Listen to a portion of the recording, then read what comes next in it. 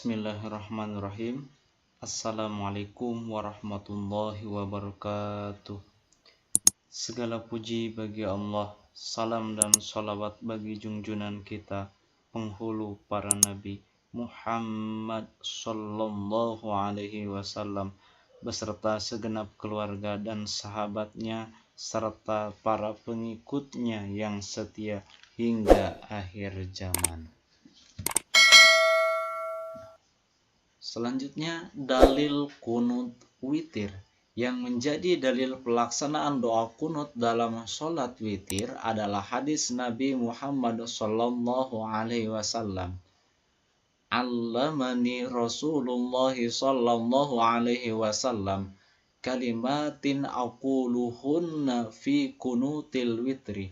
Allahumma hdini fi man hadait wa'afini fi man afait wa tawallani fi man tawallait wa barik li fi ma a'tait wa qini syarra ma qadait annaka taqdi wa la yuqda alaik wa innahu la yazillu man walait wa la ya'izzu man adait tabarak Rabbana wa ta'alait, yang artinya Rasulullah SAW alaihi wasallam telah mengajariku doa yang aku ucapkan pada witir. Wahai Allah, berilah petunjuk padaku sebagaimana Engkau berikan petunjuk kepada selainku. Berilah keselamatan kepadaku sebagaimana Engkau berikan keselamatan kepada selainku. Jadikanlah aku walimu sebagaimana Engkau jadikan selainku sebagai wali. Berilah berkah kepadaku pada semua pemberianmu. Lindungilah aku dari kejelekan takdirmu. Sesungguhnya Engkau menakdirkan dan tidak ada yang menentukan takdir bagimu.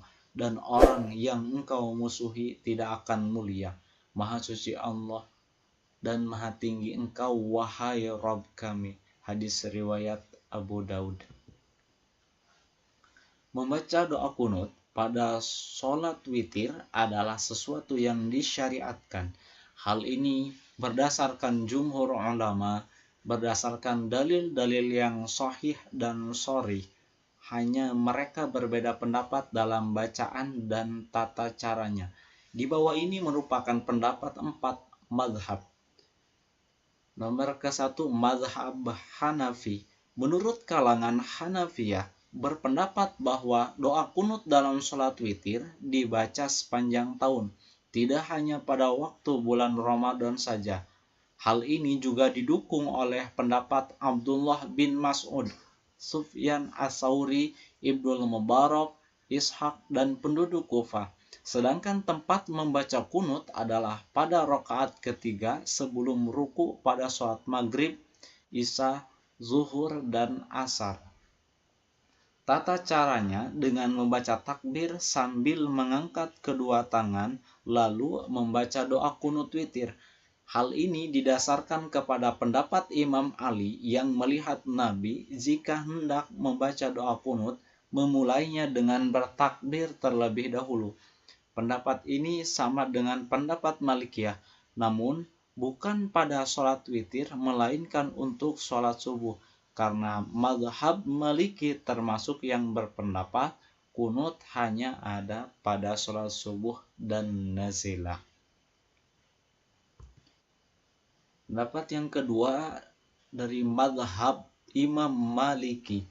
Mazhab ini masyhur diketahui menganggap bahwa kunut di waktu sholat witir tidak disyariatkan dan hukumnya makruh untuk dikerjakan. Ini didasarkan kepada riwayat Ibnu Umar yang tidak membaca kunut pada semua sholat sunnah. Bagian yang ketiga, mazhab Imam Syafi'i.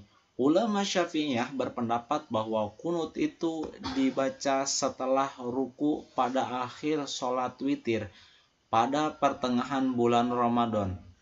Pendapat Syafi'iyah ini bersumber dari hadis riwayat Abu Daud dan Baihaqi bahwa Ubay bin Ka'ab dan juga riwayat lain dari para sahabat dan tabi'in dari Ammar bin Hasan bahwasanya Umar menyuruh Ubay bin Ka'ab untuk mengimami sholat tarawih pada bulan Ramadan, dan beliau menyuruh Ubay bin Ka'ab untuk melakukan kunut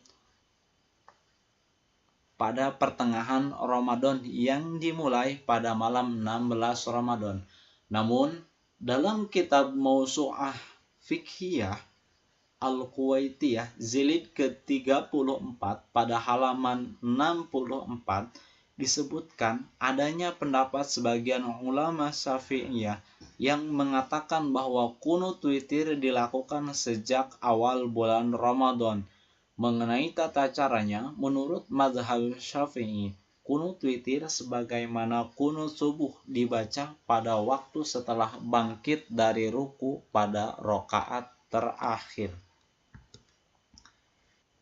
Menurut pandangan mazhab Hambali, para ulama Hambali berpendapat seperti ulama Hanafiyah, yakni mengatakan bahwa doa kunut dalam sholat witir dibaca sepanjang tahun, tidak hanya pada waktu bulan Ramadan saja.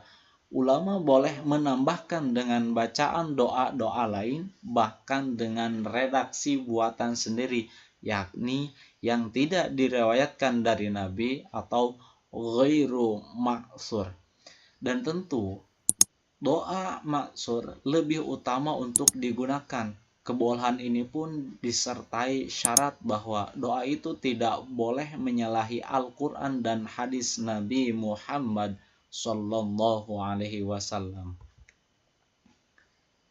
Bagian yang ketiga, dalil kunut nazilah. Yang menjadi dalil pelaksanaan doa kunut nazilah adalah hadis Nabi Muhammad Sallallahu Alaihi Wasallam berikut. An Anas bin Malikin qala anna ri'lan wa dhakwana wa usayyata wa bani lahyana stamaddu Rasulullah sallallahu alaihi wasallam ala aduwin fa'amaddahum bisab'ina minal ansar kunna nusammihimul qura'a fi zamanihim kanu yahtatibuna bin nahari wa yusalluna bil laili hatta kanu bi bi'ri ma'unata fataluhum wa ghadaru bihim fabalaghan nabiyya sallallahu alaihi wasallam faqanata syahran yad'u fi subhi ala ahya'in min ahya'il arab ala ri'li wa zakwana wa usayyata wa bani lahyan. Artinya, dari Anas bin Malik radhiyallahu an berkata bahwa Bani Ri'lin, Zakwan, Usayyah, dan Bani Lahyan pernah meminta pertolongan dari Rasulullah Shallallahu Alaihi Wasallam untuk menghadapi musuh mereka. Maka Baginda menghantar bantuan seramai 70 orang sahabat dari golongan Ansor. Kami menamakan mereka sebagai Al-Qurra. Mereka dahulunya mengedarkan makanan untuk orang-orang yang memerlukan pada siang hari dan banyak menunaikan sholat pada malam hari. Sehinggalah mereka sampai di Bi'ri Ma'unah. Tiba-tiba mereka dibunuh dan dikhianati oleh kabilah-kabilah. Apabila berita itu sampai kepada Nabi Muhammad SAW, Baginda membaca kunut nazilah selama sebulan dan berdoa dalam sholat subuh untuk dikenakan balasan ke atas jenazah dan pengkhianatan Bani Ri'lin, Zakwan, Usayyah, dan Bani Lahyan. Hadis riwayat Imam Bukhari. Rasulullah SAW senantiasa membaca kunut pada sholat subuh hingga beliau wafat. Hadis riwayat Ahmad bin Hanbal. Bagian yang selanjutnya, hukum membaca doa kunut. Dari beberapa hadis di atas yang menjadi dalil pelaksanaan kunut, baik kunut sholat subuh, witir, dan nazilah, umat Islam sebagai warga Nahdlatul Ulama membaca tersebut membaca doa kunut tersebut menurut Imam Syafi'i adalah sunnah. Jadi menurut Imam Syafi'i membaca doa kunut tersebut adalah sunnah. Sunnah berarti ketika umat Islam melakukan akan memperoleh pahala, dan apabila tidak melakukan tidak berdosa. Umat Islam sebagai warga Nahdlatul Ulama selalu melakukan doa kunut dalam sholat subuh karena mengikuti perilaku Rasulullah SAW dalam beribadah. Perilaku sunnah ini menjadi bukti bahwa kita meneladani dan setia kepada Rasulullah SAW, karena hanya Rasulullah lah yang menjadi sumber teladan dalam setiap aspek kehidupan, termasuk di dalam pelaksanaan sholat 5 waktu. Sebagai firman Allah Subhanahu wa Ta'ala dalam Quran Surat Al-Ahzab ayat ke-21. Laqad kana lakum fi Rasulillahi uswatun hasanatun liman kana yarjullaha wal yawmal akhir wa dzakarallaha katsira. Yang artinya sesungguhnya telah ada pada diri Rasulullah itu suri tauladan yang baik bagimu, bagi orang yang mengharap rahmat Allah dan kedatangan hari kiamat, dan dia banyak menyebut nama Allah. Quran Surat Al-Ahzab ayat 21. Baik, demikian, mudah-mudahan ada manfaatnya buat kita semua. Sekian dan terima kasih. Wassalamualaikum warahmatullahi wabarakatuh.